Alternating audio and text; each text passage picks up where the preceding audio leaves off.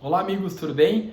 Estou passando aqui para objetivamente posicionar vocês sobre a nova lei que criou o regime especial jurídico de normas de direito privado para que se possa superar de forma menos traumática, né, a Covid-19 e todas as situações decorrentes da pandemia que nós estamos vivendo. Então esse regime especial mudou alguns pontos específicos das normas, basicamente de direito civil e direito empresarial, trocando temporariamente essas regras. Então a lei 14.010 de 2020 entrou em vigor no dia 10 de junho de 2020, agora, não é? Então já está em vigor. Eu separei aqui objetivamente alguns tópicos e vou colocar para vocês para que possamos entender essa norma de forma objetiva e clara, não é? O primeiro elemento, então, o ponto 1, é exatamente a suspensão dos prazos de prescrição e decadência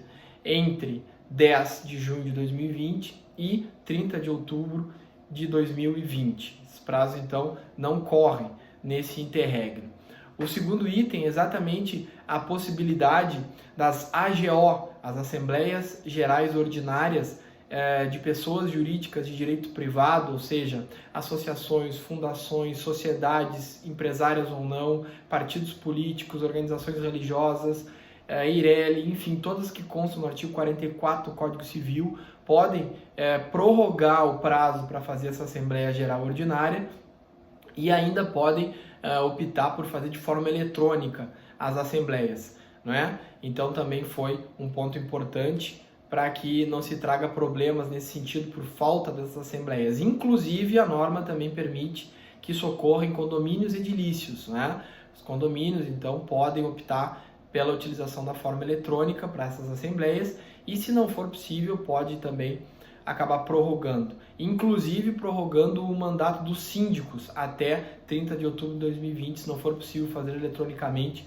a assembleia para escolher o representante então do condomínio, tá bem? O ponto 3 aqui que eu gostaria de trazer para vocês é exatamente que a lei acabou, nesse regime, afastando, naqueles casos de compra com delivery, ou seja, com entrega domiciliar, a possibilidade de se arrepender em 7 dias para devolver o produto, que é uma regra que consta lá no Código de Defesa do Consumidor, no artigo 49.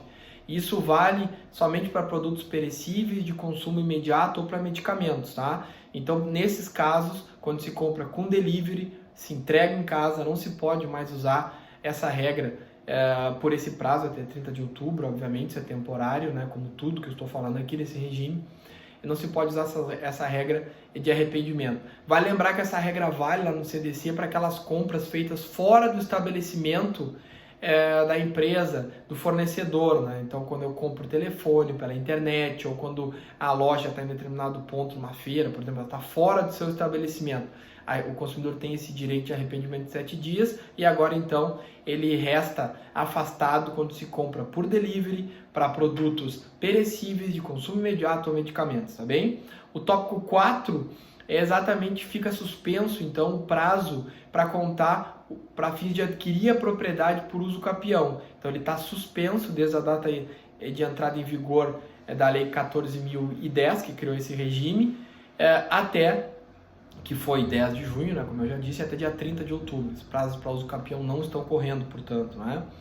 O item 5 é exatamente a suspensão para algumas infrações específicas na legislação que trata de ofensas à ordem econômica, no sentido de que não vão ser passíveis de punição condutas de empresas que, por exemplo, vendem produtos abaixo ou serviços do custo, ou ainda quando encerram as atividades de forma não justificada. Isso eram pontos que poderiam ser puníveis, poderiam ser punidos, melhor dizendo, pela norma que trata da proteção ao sistema econômico aqui no Brasil. Tá certo? Esses dois pontos estão suspensos também até 30 de outubro agora de 2020. Depois o item 6 foi uma norma interessante aqui que o legislador optou então por suspender a possibilidade, melhor, afastar a possibilidade de prisão em regime fechado naqueles casos de não pagamento de pensão, de dívidas alimentícias, né?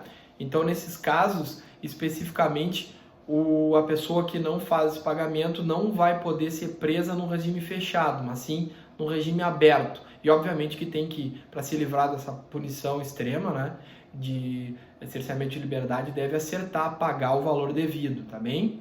E também até dia 30 de outubro, que fica valendo essa impossibilidade de ser preso no regime fechado.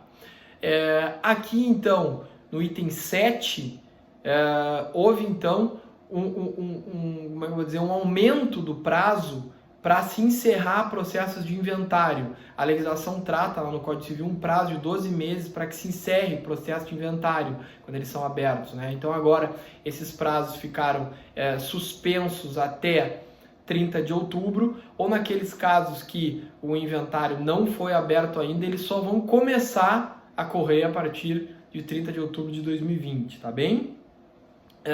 E por fim, que é o item 8 que eu separei aqui para vocês, que também é um item importante, era muita polêmica, é que então se prorrogou o início da vigência da LGPD exclusivamente com relação às regras punitivas da LGPD, aquelas regras que apresentam punição para quem trata dados e descumpre ou trata dados em desalinho com a Lei Geral de Proteção de Dados.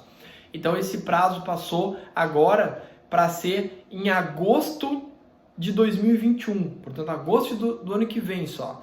Cabe lembrar que atualmente, por força de uma MP, o início da vigência da LGPD está programado somente para maio do ano que vem, maio de 2021.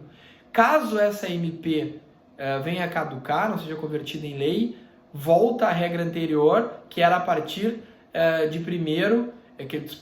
a partir de agosto agora de 2020 já. Mas como por lei se prorrogou a norma punitiva, então você teria mais um ano de forma a não ser punida, como se a lei ficasse vigente, mas ninguém poderia mas ninguém poderia ser punido. Então vai depender se essa MP vai ou não ser convertida em lei ou se vai caducar. Então vai mudar o início aí da vigência da LGPD. Então é isso, pessoal. Havia outros pontos que as casas legislativas, o Senado e a Câmara dos Deputados incluíram nesse texto, mas o Poder Executivo teve por bem vetá-los, né? E especificamente eram regras que tratavam de cerceamento de liberdades individuais, enfim. Então, na visão do Presidente da República, essas normas foram vetadas e não entraram em vigor, tá certo? Então, caso tenham qualquer dúvida, basta me acionar aqui que nós estamos à disposição para saná-las. Forte abraço a todos.